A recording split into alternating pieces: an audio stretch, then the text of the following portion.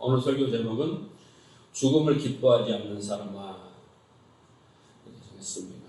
세상에서 죽음을 기뻐하는 사람은 과연 누가 있을까요? 죽으면 모든 것이 끝나고 모든 것을 잃고 또 없어지고 그것은 어떤 두려움과 고통인데 사람들은 오래 살려고 발버둥 치죠. 그러니까 죽는다는 것은 결코 쉽지가 않습니다. 그러나 성경은 그리스도인들은 그럼에도 불구하고 죽어야 된다 이렇게 말합니다. 여러분, 성경뿐만 아니라 세상에서도 자기가 죽지 아니하면 불행해지는 거예요. 그럼 당장 죽어야 됩니까? 이 소리가 아니고 자기가 죽는다는 것을 육신이 죽는 걸로 생각하시면 안 됩니다. 자기 마음과 지금의 생각이 죽어야 되는 거죠. 자기 속에 있는 그런 삶의 방식과 사상과 가치와 이런 모든 것들이 지금에서 죽어야 자기가 행복해지는 거예요. 저희 가족 중에 한 분이 있어요. 저희 매형이신데 30대 중반에 결혼을 했어요. 지금 60, 70 다 돼 가시는데 그때부터 직장 다니시다가 나와가지고 사업을 하기 시작합니다.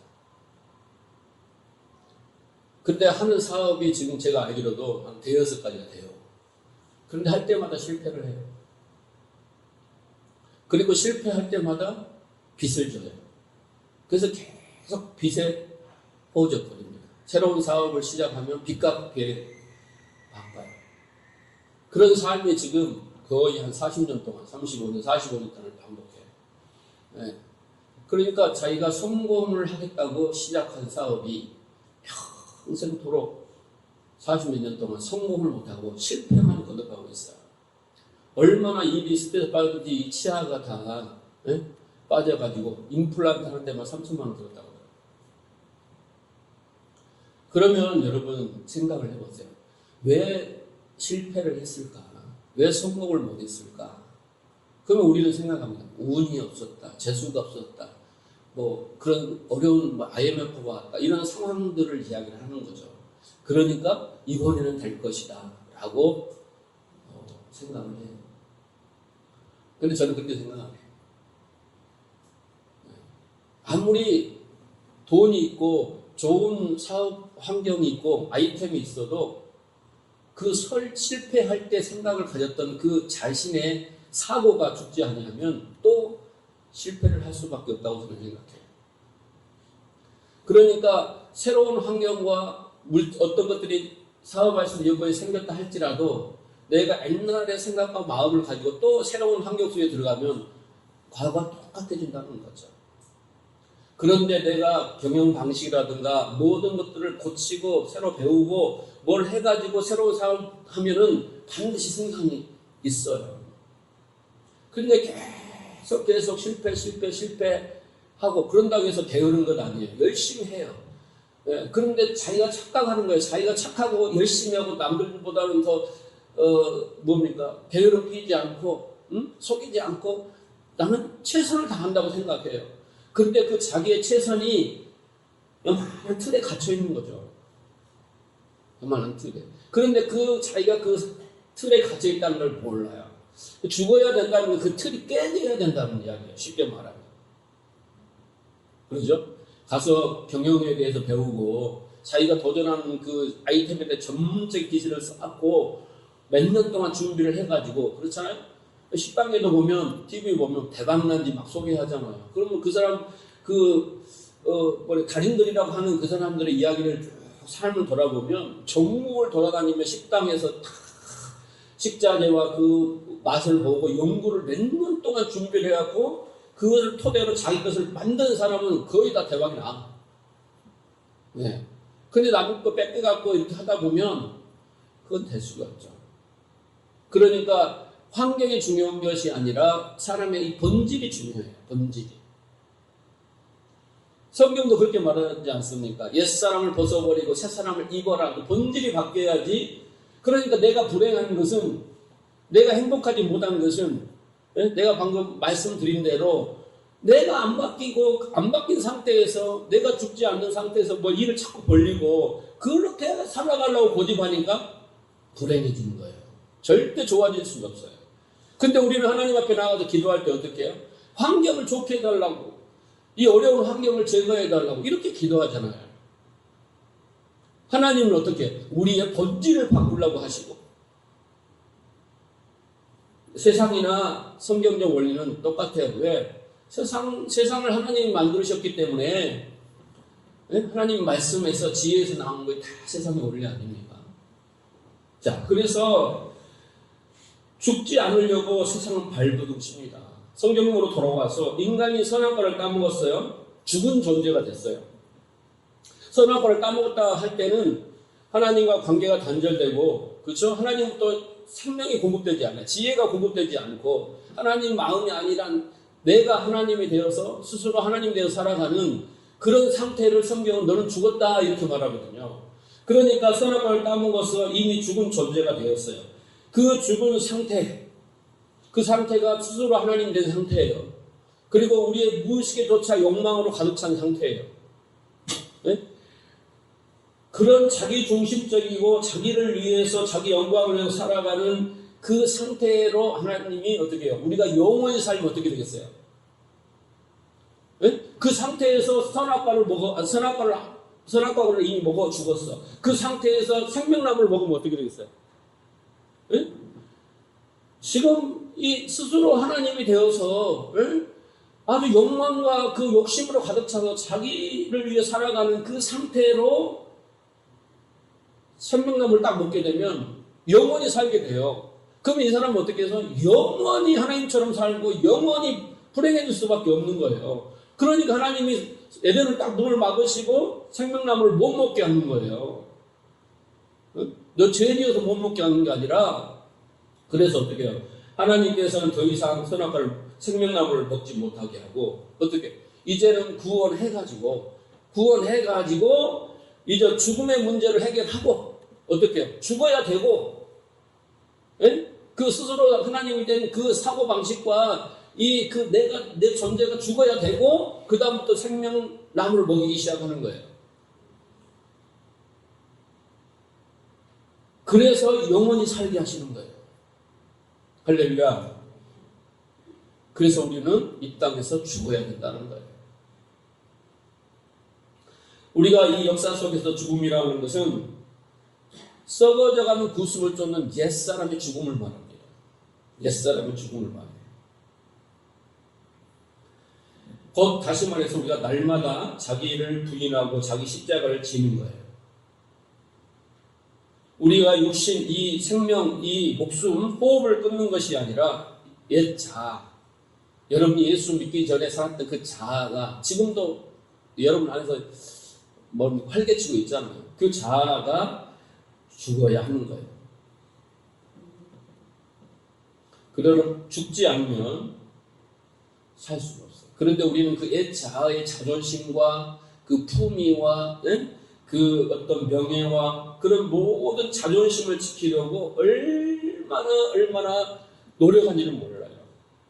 방어하고, 말씀이 들어오면 합리화를 시키고, 말씀이 들어오면 난 아니라고 하고, 보호막을 쳐서 그 말씀이 들어와서 나를 뒤집어 버릴 텐데 못 들어오게 아예 원천봉사를 해버리는 거죠.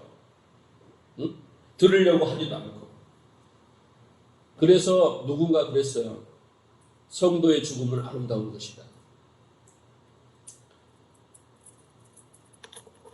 그래서 하나님은 성도의 죽음을 귀하게 보셔요. 오늘도 우리는 이 죽음의 현장에 와 있어요. 죽음의 현장에. 그래서 말씀이 들어가서 내 생각들을 깨부시고 버리고 내가 깨닫구나 어찌할 거 이런 이 죽음의 현장에서 아버지는 내 아들이 드디어 죽었구나. 그것 때문에 저렇게 물질의 고통을 받고 있는데 그것을 깨달아서 이제는 물질의 복이 흘러 들어가겠구나. 드디어 죽은 걸 통해서 아버지는 박수를 치고 할렐루야 막 기뻐하신단 말이에요. 저도 제 아들이 저기 안 되어 있지만 제가 죽었으면 좋겠어요. 왜냐하면 저 모습은 싫어요. 저도 싫고 하나님도 싫어하실 거예요. 그런데 내가 왜 죽어요? 그럴 수도 있잖아요. 그러나 아버지의 마음은 어떻게 해요? 죽었으면 좋겠어요. 죽고 지금의 모습에서 새로운 모습으로 변화됐으면 이 세상에 제일 기쁘겠어요. 하나님도 그렇지 않을까요? 네? 하나님이 우리에게 원하신 게 뭐겠어요? 원래 하나님이 만드신 하나님의 형상과 모양대로 네? 아버지와 하나님의 마음을 갖는 그 자식이 되기를 원하지 않겠냐 이 말이죠. 그렇게 되는 자식을 위해서 자기가 죽어서 피를 흘려서 그 죄를 씻으시고 그렇게 만드시고자 한 거잖아요. 오직 내 자식다운 자식을 만들려고. 그래야 그가 행복하니까 아들이. 그래서 하나님은 우리를 쫓아다니면서 여러분의 직장에서 가정에서 친구들과 만남 어디서 부부간에 어디서든 역사하셔서 그 속에서 우리를 죽이시는 거예요. 그것을 고집을 꺾으시고 버리게 만드시는 거예요. 여러분 탕자를 보세요. 탕자는 세상에 가서 자기 마음대로 살다가 결국 죽음을 경험합니다. 자기의 계획과 또 자기가 생각하는 그 미래와 돈만 있으면 다 해결될 거라는 것을 아버지한테 돈 달라고 해가지고 뺐다시피 해서 나가서 세상 속에서 살아요. 예? 사업도 하고 뭣도 하고 하다가 결국은 어떻게 됩니까? 다 탕진하고 결국은 어떻게 됐어요? 망했어요. 망했죠. 그때 이제 아버지께로 돌아가야겠다라고 했을 때 그때가 어느 때예요? 자기가 죽은 거예요. 아버지한테 돈 갖고 나간 그 자기가 죽은 거예요. 자기가 자기 생각대로 안 된다는 걸 안 거예요. 나는 능력이 없다는 걸 안 거예요. 나는 내가 오직 행복한 것은 아버지뿐이라는 걸 깨달은 거잖아요. 그렇게 생각했던 그 깨달음 오기까지 그 자아가 그 경험을 통해 죽었어요. 그리고 새 사람이 되어서 아버지께로 갑니다. 변화된 마음을 가지고 가죠. 그래갖고 아버지한테 그러잖아요. 염치가 없으니까 이제는 내가 당신의 종이 되겠습니다. 이렇게 말하잖아요. 그게 그 자기가 세상에 와서 망해보고 나서 깨달은 거잖아요. 근데 그 자기가 죽었어요. 아직도 살아있으면 와서 뭐라고 했어요? 한 번만 더 기회를 주시고, 이번에 한 번만 더 기회를 주시고, 좀만 더 기회를 주시고, 조금만 더 기회를 주시면 내가 이번엔 꼭 성공하겠습니다. 그럴 거야. 그 자아가 죽지 않는 거예요. 근데 탕자는 돼지 그 주염 열매를 먹으면서 그 자아가 다 죽고 이제는 가서 종이 되어는 뭐예요? 말씀대로 살겠다는 말씀대로. 내 생각대로 사는 게 아니라. 그러니까 아버지가 얼마나 기뻐해요. 돈을 가지고 간 게 나쁜 게 아니에요. 아버지는 차라리 내 재산을 다 가지고 탕진을 하더라도 아들이 나에게 돌아오면 내 자녀로 영원히 있으면 그것이 행복이다. 그것이 내가 자식을 바라는 소망이다. 그런 거 아닙니까? 그러니까 돌아온 자식이 얼마나 기뻤겠어요. 그래서 한마디도 안 해요. 왜 이제 왔냐? 내 말을 안 듣더니 잘됐다. 이런 말씀 전혀 안 하잖아요. 그래서 우리는 이 역사 속에서 탕자처럼 세상에 죽고 자기에 대해서 죽어야 되는 거예요. 그래야 아버지께로 돌아갈 수 있어요. 우리는 탕자처럼 끊임없이 내가 세우려고 사업하려고 하고 뭐 하려고 하고 네? 그 능력도 없는 능력 있는 것처럼 착각 속에서 하다가 인생을 망친다 이 말이죠. 자, 지난 시간 바울 이야기를 했죠. 이 바울이 이걸 안 거예요. 바울은 우리보다 더 많은 그 은혜를 받았겠죠. 삼층전까지 갔다 왔으니까. 그런데 그가 그 자기의 그 가운데서 처음의 자리를 확인한 거예요. 그래서 내가 지금 여기 세상에 쌓으려고 하는 모든 쌓아놓았던 것들을 다 배설물로 여기고 오히려 그것이 나에게는 해가 된다. 그래서 나는 그것 다 쳐다도 보지도 않겠다. 그리고 고백한 게 뭐예요? 나는 날마다 죽노라. 이렇게 말합니다. 그리고 그 내가 날마다 죽는다 이것을 자랑했어요. 다른 내가 육체의 자랑거리가 너무나 많아. 모든 사도들보다 너무나 많은 수고를 했어. 많은 교회를 개척하고 많은 병자를 치유하고 했어. 근데 그런 건 다 자랑거리가 아니야. 다 배설물이야. 내가 오직 자랑하는 것은 나는 날마다 십자가 앞에서 난 죽는다. 이것이 오직 그 자랑거리가 하나 있단 말이지. 그리고 내가 날마다 죽을 수 있는 것은 왜 죽냐? 바로 부활이 있기 때문이다. 부활. 살아남이 있다는 거예요. 죽어서 다 끝나는 것이 아니라 바울이 이 말을 하는 지금 고린도전서 15장은 부활장이잖아요. 그러니까 이 말을 하기까지 바울이 한 말은 내가 죽고 죽는 이유는 죽어 없어지는 게 아니라 내가 죽음으로 날마다 부활 새로워진다는 것에 대한 확신이 있었기 때문이에요.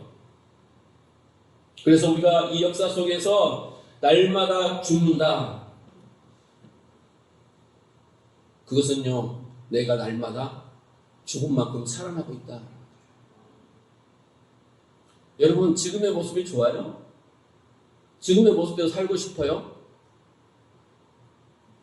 그 모습이 죽지 아니하면, 그 생각이 죽지 아니하면, 그 마음의 가치, 이런 모든 것이 죽지 아니하면 절대 새로워질 수 없어요. 우리는 내 모습 그대로 해놓고 하나님한테 자꾸 새로운 걸 달라고 하고 새로운 환경을 달라고 하는데 줘봤자 내가 썩힌다니까요. 더 오염시키고 그것 가지고 부패하게 만들고 그게 독이에요. 그렇잖아요. 제가 아버지 내가 1000명 정도 목회하려고 했습니다. 나 소망입니다. 그리고 막 금식 기도하고 기도원에 가고 막 가서 기도해요. 안 돼. 1년이 가고 2년이 가고 10년이 가고 때려 치울까 포기할까 그것 때문에 안 되는 때문에 나를 사랑하지 않나 그랬더니 막 지지고 볶고 막 괴로워하고 우울증에 걸려가지고 근데 어느 날 기도하다가 딱 그런 거야. 네 주제를 알라. 다 깨달았어. 내 주제가 어떤데 1000명이 아니라 10명도 목회를 못할 것 같아. 그래서 할렐루야 깨달았어. 그때부터 자유가 온 거예요. 그래 나는 10명도 못해. 그러니까 내가 지금 1000명을 목표로 기도하고 그걸 마음 졸이고 아팠던 모든 고통 그 지옥 같은 마음이 한순간에 싹 사라져버리는 거예요. 싹 사라져버리고 자유를 누리고 할렐루야. 나는 10명 말고 할렐루야. 내 그릇이 10명이었구나. 이 깨달음에 10명만 하고 있는 거예요. 그때부터 자유가 온다니까. 그때부터 하나님 나라를 누리게 살게 된다니까. 여지껏 내가 그렇게 이것이 선한 것이고 아름다운 것 좋은 것이라고 목표를 세워놓고 막 열심히 기도하고 했지만 다 내 생각이고 내 뜻이야. 그것이 지옥을 가져왔어. 아주 밥맛을 이렇게 만들었어. 막 짜증나게 했어. 분노하게 했어. 성도들 막 미워하게 했어. 막 헌금 안 하고 기도하는 성도들 막 미워. 내 이야기 하는 거 아니에요, 여러분. 예를 든 거야. 예를. 그런데 그런 마음이 싸고 성도들이 아주 달덩이처럼 보름달처럼 이쁘기만 하고 그냥 사랑스럽고 막 내가 왜 그렇지? 하나님이 1000명 황명 주면은 그렇게 될 줄 알았죠. 1000명을 목회하게 하면 내가 막 입이 막 움찔해가지고 할렐루야 막 이랬을 줄 알았어 나는. 그랬는데 그렇게 안 해도 되더라 이 말이에요. 이해가 되십니까? 그러니까 나를 괴롭게 하는 것은 나야. 남편이 아니라니까. 아내가 아니라니까. 환경이 아니라니까.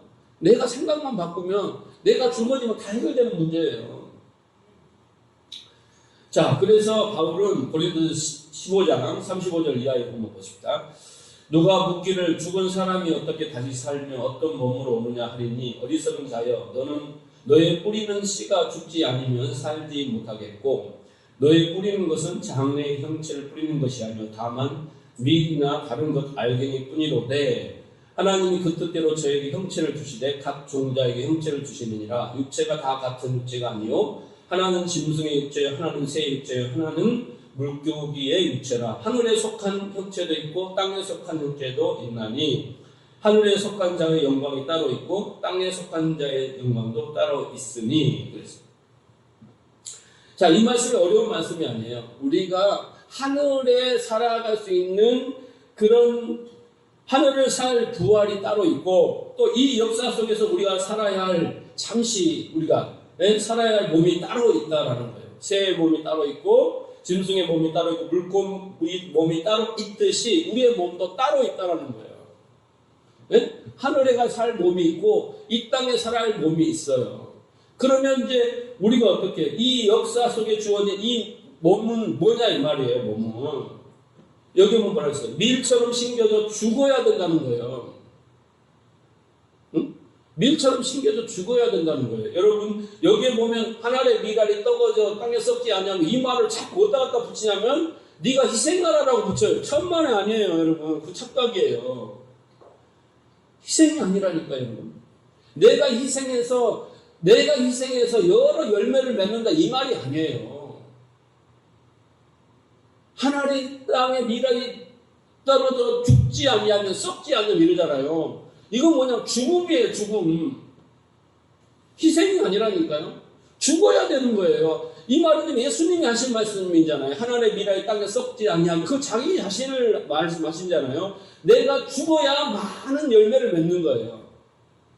근데 우리는 이것을 내가 봉사하고 희생하고 막 그런 미랄처럼 희생해야만이 많은 사람이 살다는데 그 주제, 우리는 그런 주제가 못 돼요. 예수님처럼. 네? 그러니까 십자가의 원리, 하늘나라의 원리는 뭐예요? 죽고 사는 원리라고 지난 시간에 말씀드렸잖아요. 그러니까 우리는 뭘 희생하고 봉사하고 이따위 생각하지 말고 먼저 내가 죽는 것부터 생각해라고. 네? 나는 봉사하고 희생하면서도 내 머릿속에는 뭘 하고 있어요? 그것은 나를 위해서 하고 있는 거야. 봉사하고 희생하면 하나님 복을 주니까 떡방들을 복을 주고 뭘 주니까 그런 아젠다를 가지고 그 나를 살아가는 내가 죽지 않은 상태에서 그 희생을 한다고 그걸 봉사라고 하고 한다고 바리새인들처럼. 그런데 그걸 하나님이 속지 않아요. 그러니까 여기서 밀처럼 그것은 뭐예요? 한마디로 열심히 살아라 봉사 희생이란 말이 아니고 진짜 죽는 것이 뭔가를 보여주는 거예요. 진짜 죽어야 살아요. 그 자기가 죽어야 그때부터 그 죽음을 통해서 그가 부활을 경험하면서 부활의 놀라운 축복을 누리게 되는 거예요. 자, 42절, 41절 이하로 보면 해의 영광도 다르고 달의 영광도 다르며 별의 영광도 다른데 별과 별의 영광은 이 다르도다. 죽은 자의 부활도 이와 같으니 썩을 것으로 심고 썩지 아니할 것으로 다시 살며 욕된 것으로 심고 영광스러운 것으로 다시 살며 약한 것으로 심고 강한 것으로 다시 살며 육의 몸으로 심고 신령한 것으로 다시 사느니 육의 몸이 있은즉 또한 신령한 몸이 있느니라. 우리가 흑대에 속한 자의 형상을 입은 것이 또한 하늘에 속한 자의 형상을 입으리라. 무슨 말이에요? 실제가 있고 네? 실제가 있고 원형이 있고 그림자가 있다라는 거예요. 그런데 우리는 지금 어떻게 해요? 무슨 말이에요? 그림자에다 목숨을 걸고 사는 거예요. 하나님이 이 땅의 역사에 허락하신 우리의 몸은 죽으라고, 너희가 어떤 존재인가를 알아라고, 하나님이 필요함을 알아라고, 은혜를 필요함을 알아라고 그렇게 하라고 허락하신 거잖아요. 근데 우리는 이 썩은 육신을 위해서 하는 거예요. 무엇을 먹을까 마실까 염려할까, 이 집을 편안하기 위해서, 이 집이 잘 편안하게 가기 위해서 좋은 차를 사야 되고, 에? 더 편안하게 넓은 아파트를 살아야 되는 그 육신을 위해 살다는 거예요. 그건 뭐예요? 썩어서 없어지고 여기서는 하나님을 깨닫고 너를 깨닫고 하나님 존재, 내 존재 관계를 깨달으라고 하나님이 그렇게 주신 것인데 우리는 어떻게 해요? 내 몸을 붙들고 살더라는 거예요. 내 몸을 위해서 평생도록. 그러니까 하나님 주신 목적과 전혀 다른 방향으로 우리가 가고 있는 거잖아요. 그래서 하나님은 우리가 우리 육신을 위해서 열심히 살찌우기 위해서 이렇게 살았더니 오늘 바울을 통해서 말씀하시는 거예요. 썩는 것이고 욕된 것이고 약한 것이고 흙에 속한 것이고 육의 몸이다 그래요. 그래서 이 역사 속에서 뭘 증명해요? 이것들은 다 어떻게 해요? 썩어야 되고 죽어야 되는구나. 그렇잖아요. 우리가 빈손으로 갔잖아요. 빈손으로 가잖아요. 여러분 짊어지고 가실래요? 근데 그걸 아는 거예요. 그래서 어떻게 해요? 우리는 썩지 않는 것, 영원한 것, 그것을 어떻게 해요? 소망하는 거예요. 그게 믿음인 거예요. 그러니까 그걸 아는 거죠. 애들이 뭘 자꾸 달라 하면 예? 이게 나쁜 것임고 또 안 좋은 것임에도 걔들은 분별이 없으니까 달라 하잖아요. 그죠? 근데 엄마가 딱 줘보는 거예요. 그러면 걔가 먹어보고 만져보고 아 이거 쓰구나, 아, 이거 뜨거 하고 깨달아는 거죠. 깨달아고 준 거지. 여러분 먹고 잘 살아라 그렇게 주는 부모가 어디 있어요? 아예 안 주든지. 그렇잖아요? 그러니까 우리는 이 속에서 썩어지고 다 이거 헛된 것이구나, 내가 생각해서 살아가는 모든 것이 아니구나라는 걸 깨달은 자만은 어떻게 해요? 이제는 썩지 않는 것을 소망하는 거예요. 땅을 소망하는 것이 아니라 하늘을 소망하고, 내 몸을 소망하는 게 아니라 내가 변화되기 위해서 부활의 몸을 소망하고, 예? 그렇게 바뀌더라는 거예요. 바뀌더라는 거. 아까 저희 매형 이야기 했잖아요. 생각이 안 바뀌면 70이 되든 80이 되든 또 사업하고 또 사업해서 평생 빚더미 속에 살다가 가는 게 인생이라니까요. 그러면 원천적으로 들어와서 한두 번의 실패를 통해서 내 실패의 원인이 뭔가를 분석하고 방향을 전환했다면, 생각을 바꿨다면 또 다른 인생이 있었을 거 아닙니까? 지금처럼이 아니라.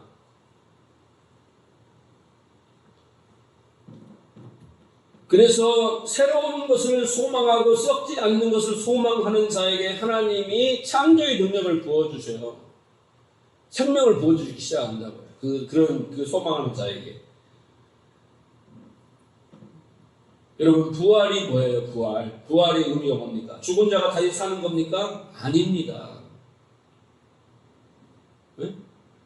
부활은 죽은 자가 다시 사는 게 아니에요. 우리가 육신이 나사로 죽었다 살았잖아요. 네? 그 부활입니까? 아니에요. 죽었다가 사는 사람은 대충 우리가 뭐라고 말해? 소생했다, 회생했다, 뭐 죽을 고비에 넘겨서 구사일생으로 살았다 이런 표현을 하잖아요. 그렇죠? 근데 죽은 자는 살아나도 또 죽어요. 3일 만에 살아난 사람도 죽는다고. 그러니까 그건 죽음이야. 부활이 아니야. 부활은 뭐예요? 부활은 뭐예요? 죽은 자가 다시 살기는 사는데 새로운 사람이 되는 거예요. 예? 회생하고 소생하고 3일 만에 임사를 경험하고 사는 사람은 안 변한다니까. 근데 임사 그 책들을 읽어보면 대부분 사람이 죽음을 경험하면요, 죽고 나서 그 모든 것을 이제 깨달음이 만나준다더라고요. 그래서 내가 인생을 이렇게 헛되게 살았구나. 그래서 앞으로 하루하루를 소중히 살고 뭔가 변함이 있다라고 하더라고요. 그런데 지금 성경이 말하는 그 부활은 죽었다가 사는 몸 그거 아니에요. 예? 세상에 죽었다가 사는 사람 많다니까. 그런데 그 사람은 변하지가 않아. 그대로야. 예. 진정한 부활은 뭐냐면 변화되는 거예요.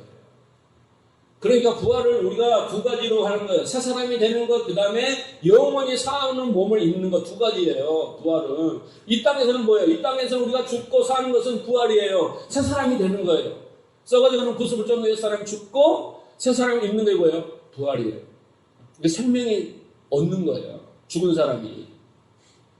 그리고 실제로 우리는 먼 훗날 하늘에 사는 몸으로 부활하는 거죠. 그게 기독교의 교리입니다. 성경의 가르침이고.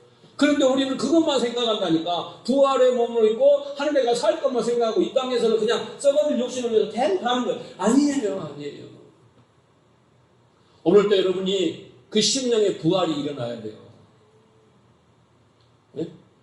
심령에서 죽었던 그 마음, 죽었던 마음이라고 나를 괴롭히고 탐욕적이고 하나님 스스로 하나님이 되고 살았던 그런 그래서 지금 나를 이 땅의 모양으로 만든 나를 여러분 죽고 새로운 자아, 그하고 반대된 자아가 만들어져야 되는 거예요. 그런 생각이 만들어진 거예요. 그게 바로 부활이라고요. 부활. 새 생명을 얻는 거예요.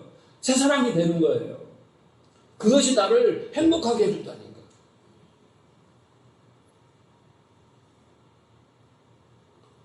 자, 그래서 다시 17절로 가서 보면 이 말이에요. 지금 하나님이 죽은 자를 살리시며 없는 것을 있게 하신다. 이 말 가지고 지금 2주 동안 제가 설교를 하는 거예요. 왜 하나님이 죽은 자를 살리시냐고요. 그것이 아브라함의 이야기부터 지금까지 오는 거예요. 예수님의, 그리고 그 다음 우리에게까지 십자가의 원리. 왜 우리가 이 땅에서 죽고 살아야 되는가. 네? 그 이야기를 하고 있는 거죠. 그래서 죽은 자를 살리시며 라고 했을 때 살기 위해서 먼저 죽은 자가 되어야 된다라는 거예요. 죽은 자인 것을 알아야 되는 것이죠. 그리고 내 안에 있는 것들을 죽여야 되는 것이죠. 그래서 바울은 나는 날마다 죽노라. 자기 죽음을 자랑했어요. 살기 위해서 죽어야 하고 죽어야 살 수 있기에 나는 날마다 죽노라. 이것이 자기가 해야 할 일인 거예요. 그것도 everyday, 날마다. 예수님하고 말씀하고 똑같잖아요. 너희가 나를 따라오려면, 내 진정한 제자가 되려면, 나를 추종하는 자가 되고 나를 믿는 자가 되려면 자기를 부인해라. 자기 부인은 뭐예요? 지금 과거에 이렇게 살고 있는 나를 부인하는 거예요. 이건 잘못되었다라고 인정하는 거고, 그 자기가 죽는 것이 십자가를 지는 거예요. everyday, 날마다. 우리 속에는 막 수천 가지 생각과 수천 가지 가치와 이 수천 가지 이것이 꽉 차 있어서 매일매일 죽어야 되는 거예요.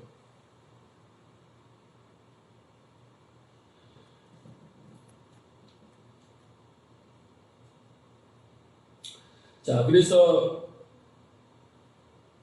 이 육신은 세상에서 반드시 십자가에 못 박혀 죽어야 하는 확신, 이것을 갖는 사람을 가리켜서 부활신앙이 있다라고 하는 거예요. 부활신앙이 있다. 그 사람에게는 부활신앙이 있다. 아, 나는 죽고 날마다 죽고 살아야 되는 부활신앙. 그리고 부활의 몸을 소망하는 신앙. 이게 바로 부활신앙이에요. 우리는 그냥 하늘에 가는 몸의 변화를 향한 부활의 몸 이것만 있잖아요. 근데 이 삶 속에서는 죽고 사는 일을 그렇게 관심을 두지 않는다 이 말이에요. 자, 그런데 우리가 어떻게 해요? 죽는 거 쉽지 않습니까? 그죠? 근데 걱정하지 마세요. 하나님이 계속 여러분이 괴로운 것도 하나님 쫓아다니면 여러분 죽이려고 쫓아다니시는 거예요. 그게 바로 인생이라는 거예요. 왜 나는 힘들어요? 내 왜 불편해요? 이렇게 내 마음대로 안 돼요? 왜 실패해요? 내 성공하지 못해요? 다 그거 뭐예요? 하나님이 쫓아다니면서 여러분 죽이는 거예요. 네 생각 좀 버려.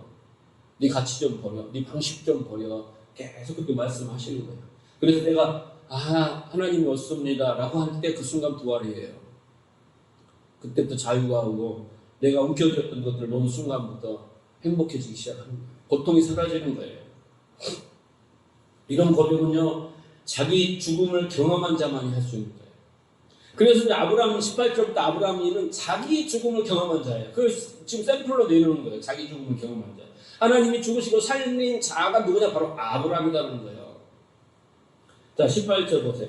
아브라함이 바랄 수 없는 중에 바라고 믿었으니 이는 내 후손이 이같으리라 하신 말씀대로 많은 민족의 조상이 되게 하려 하심을 인함이라. 그가 100세나 되어 자기 몸은 죽은 것과 같음과 사라의 태에 죽은 것 같음을 알고도 믿음이 약해지지 아니하고 믿음이 없어 하나님의 약속을 의심치 않고 믿음에 견고하여져서 하나님께 영광을 돌리며 약속하신 것을 또한 내게 이루실 줄 확신하였으니 그러므로 이것을 저에게 의로 여기셨느니라. 우리가 창세기 공부할 때 아브라함의 모습과 사뭇 다르죠. 아브라함에서 신령하게 나오잖아요. 근데 아브라함이 신령하지 않았어요. 근데 중요한 건 뭐겠어요? 아브라함이 신령하지 않은 모습과 여기서 말하는 신령한 모습의 사이가 있어요. 그 가운데가 있단 말이에요. 아브라함이 신령하지 않고 믿음도 없어서 하갈을 통해서 이스마엘을 낳고, 그랬잖아요. 아브라함이 하나님의 그 언약을 이루는데 아무 한 숟가락 하나 못 얹었다고요. 그런 아브라함이 지금은 바울은 어떻게 해요? 아주 찬사를 보내잖아요. 믿음이 약해지지 않고 견고하여져서 끝까지 지켰다. 그 모습 아니잖아요. 맨날 언제 주실래요? 그리고 그런 아브라함이잖아요. 근데 그 아브라함이 죽고 그 다음에 그 새로운 아브라함이 그 탄생하는 그 모습을 지금 해주고 있어요. 어떻게 이렇게 됐을까? 이야기예요, 지금. 자, 보세요. 18절에 보면 아브라함이 믿음이 바랄 수 없는 중에 바라고 믿었다. 그렇게 나오죠? 여러분, 어떻게 바랄 수 없는 중에 그걸 믿었어요? 불가능한 현실이에요, 지금. 불가능한 현실 속에 도저히 바랄 수 없어요. 그런데 바라고 믿었다는 거예요. 그러면 우리도 그러죠. 아브라함을 본받아서 지금 불가능한 현실이지만 기도하면 됩니다. 믿으십시오. 바라십시오. 믿음은 바라는 게 실상이죠. 이렇게 이야기잖아요. 그런데 여기 보십시오. 어떻게 바랄 수 없는 중에 내가 그 나의 감정과 나의 의지와 내 생각의 그 사유를 넘어서 어떻게 바랄 수 없는 중에 바랄 수 있느냐? 바랄 수 있다고 생각하는 손 들어보세요. 아니 지금 사라와 그 아브라함은 지금 태의 모든 게 다 끊겨가지고 생산해낼 수 없는 생식적으로는 과학적으로는 도저히 불가능한 상태이기 때문에 아들을 바란다는 것은 불가능한 일이에요. 그 속에서 아들을 바랬다는 거예요 지금. 어떻게 그럴 수 있느냐 이 말이에요.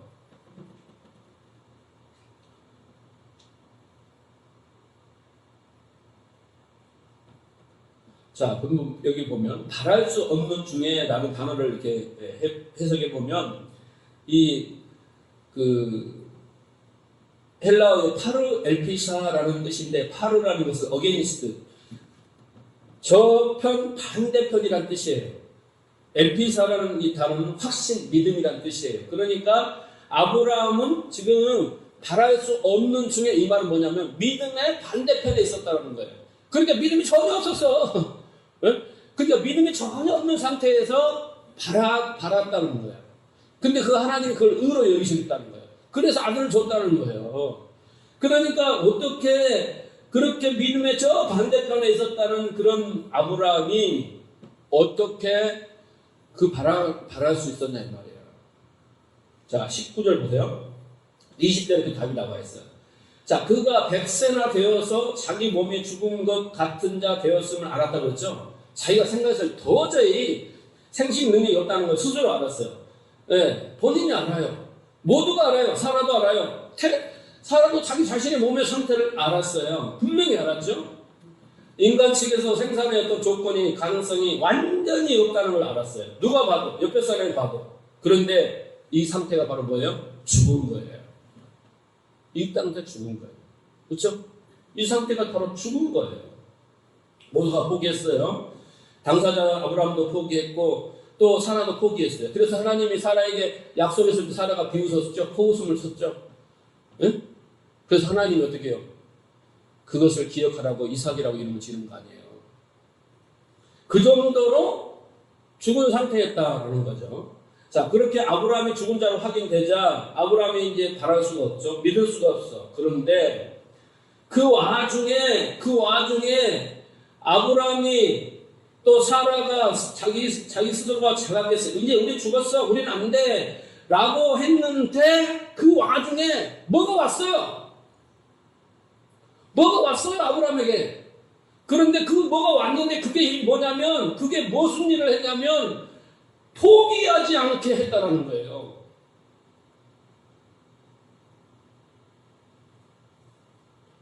제가 그랬죠. 그 뭔가가 왔다라고. 그러니까 자기 안에서는 안 나와. 자기 안에서는 죽었어. 에? 모든 정황을 다 분석한 결과 끝이라고 결론을 딱 냈어. 그러니까 이제 포기해버렸어. 에? 그런 상태였는데 그 포기가 안 되어졌다는 거죠. 아브라함의 의지가 아니고 아브라함의 생각이 아니고 뭔가가 왔어요. 그런데 바울은 이게 바로 믿음이 나타났다고 한 거예요. 믿음이. 다 포기했는데 믿음이라는 게 와서 이게 약해지지 않고 오히려 하나님의 약속을 믿고 그 마음을 견고하게 해주는 게 바로 뭐였어요? 믿음이라는 거예요. 그래서 믿음은 뭐라고 했어요? 선물이에요, 선물. 19절을 보세요. 믿음이 약하여지지 않았다라고 했죠? 아브라함도 안 돼, 사라도 안 돼, 다 약해졌는데 믿음이 어떻게 주어요? 믿음이. 예? 단어에 보면 믿음이 주어란 말이에요. 믿음이 그랬잖아요. 예? 느는 이가가 주어잖아요. 믿음이 주어예요. 아브라함의 믿음이 아니라 믿음이 주어예요. 아브라함이 한 게 아니야. 믿음이 아브라함을 했어. 예? 목적이 아브라함이야. 그래서 아브라함을 했어요. 어떻게 해요? 약해지지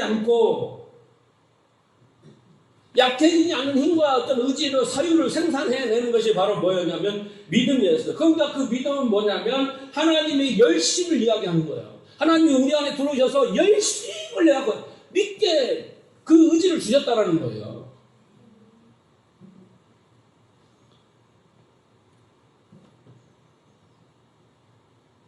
이 세상에 여러분이 내가 죽지 않으면 안 된다고 했는데 내가 죽지 않는 이유는 두려움 때문인 거예요. 내가 죽으면 진짜 하나님 나를 할까? 이 두려움 때문인 거예요.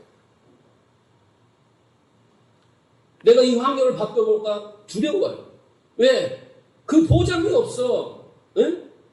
내가 하나님께 물질을 드릴까? 보장이 없어. 그 이유가. 내가 이 건강이 보장이 없어. 그러니까 그 안에서 안주하는 거예요. 내 생각은. 그리고 뭔가 새로운 어떤 것을 한다는 것 자체가 두렵고 안 되는 것이에요. 그걸 포기해버리는 거예요.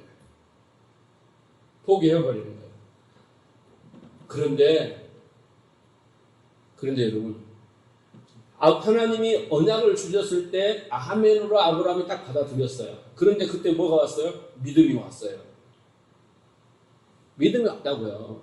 근데 그 믿음이 어떻게 했어요? 그 하나님의 열심을 아브라함을 그 믿음을 지키게 하고 마음을 견고하게 하고 그 마음, 이 약속을 붙들게 만들었다는 거예요. 붙들게 만들었다는 거예요. 믿음이 없을 때는 하나님을 의심할 수밖에 없고 하가를 통해서 이스마엘을 낳을 수 없었던 아브라함이 이제 어떻게 믿음이 오니까 홀로 견고하게 서서 하나님을 바라보게 했다는 거예요. 그래서 아브라함은 어땠다는 이야기예요. 아브라함은 이제 모리아산에 올라갑니다. 모리아산에 올라가서 어떻게 해요? 모리아산에 올라가서 자기의 죽음이 진짜로 시작된 거예요. 그렇게 주었던 그 믿음으로 하나님에 의해서 어디까지 왔어요. 근데 하나님이 이제 어떻게 해요? 그 이삭을 나한테 제물로 드려라. 그때 고대 근동에는 그런 제사의 방법이 있었기 때문에 한 거 어색할 거 없어요. 그러나 중요한 것은 아브라함이 왜 하나님이 25년 만에 주어놓고 죽여라 하는가? 이렇게 약속을 해놓고 죽여라 하는가? 많은 생각과 내 아들을 어떻게 죽일 수 있는가? 내 아들이 곧 나의 인생이며 내 운명이며 내 인생 생명인데 어떻게 죽일 수 있는가? 이런 많은 사유의 생각하는 그 아브라함이 있었어요. 그런데 하나님이 이 언약을 이루기 위해서 하나님께서 아브라함을 명령하시는 거예요. 죽어라. 그래서 아브라함이 어떻게 해요? 거기에서 많은 고민을 했겠지만 자기를 버리는 거죠. 곧 자기를 죽음을 선포하는 거죠. 그리고 어떻게 해요? 하나님은 내가 이삭을 죽여도 살릴 수 있고 이삭이 없어도 하나님은 이 언약들을 이루실 수 있다. 아브라함이 아니오고 내가 아니어도 된다. 여러분 그게 바로 뭐예요? 믿음이에요. 그래서 칼을 들어 죽이려고 하는 거예요. 이미 죽었어요. 여러분 모세를 보십시오. 모세를 보십시오. 네? 얼마나 어마어마한 사람입니까? 그러나 누보산입니까? 거기에서 너는 관원에 들어가지 마라. 너는 여기서 네 역할은 끝났어. 라고 했을 때 모세 건강했어요. 기력이 세우지 않았어요. 총명했어요. 그런데 순종합니다. 그 뒤에 이런 방법이 없어요. 왜 그랬을까요? 자기의 많은 생각들이 있을 거 아닙니까?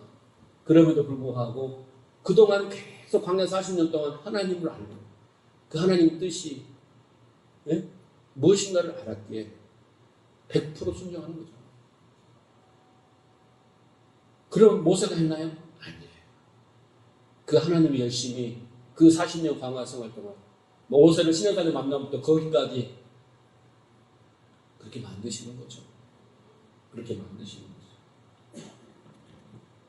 자식에게 심장에 그 칼을 꽂는 그것은 이제 어떻게 해요? 결국 그 순종으로 말미암아 그 후손들이 살아나게 되죠. 그죠? 아브라함이 그렇게 자기를 죽여서 어떻게 해요? 자기 생각과 모든 걸 포기했어요. 그 이후로 그 순종으로 그는 믿음의 조상이 되었고 그 후로 아브라함의 후손들이 우리까지 복을 받게 된 겁니다. 복을 받게 된 거예요. 다시 말해서 여러분, 우리가 죽게 되면 끝나는 게 아니라 우리 안에서 예수 그리스도가 사시는 거예요. 내가 죽은다고 두려워할 필요 없어요. 내 거 버린다고 괴로울 것 없어요.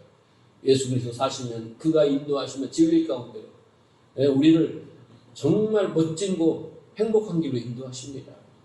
내가 택하고 내가 인도한 길은 너무나 역걸밖에 안 돼요. 그래도 여러분, 나 지금 행복하고 만족하게 삽니다. 그럼 더 이상 할 말은 없어요. 여러분, 부활을 믿으세요?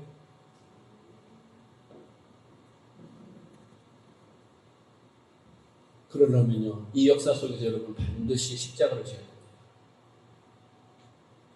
내일을 새롭게 사시고, 내일을 행복하게 사시고, 그 내일을 더 기쁘게 사시고, 즐겁게 사시고, 지금보다 더 복되게 사시고, 행복하게 되려면 오늘 내가 죽어야 돼요. 날마다 죽어야 돼요. 죽음에는 부활이 있어요. 그러나 그 죽음을 선포하는 순간 믿음이 옵니다. 믿음이 와요.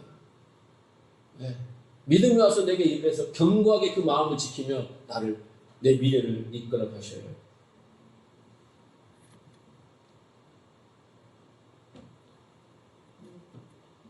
그래서 여러분, 지금 삶을 사시고 있는 가운데 많은 일들이 있잖아요. 억울한 일도 있고, 슬픈 일도 있고, 괴로운 일도 있고, 만족스럽지 않고 다 있잖아요. 그것 가지고 시비 걸지 마세요.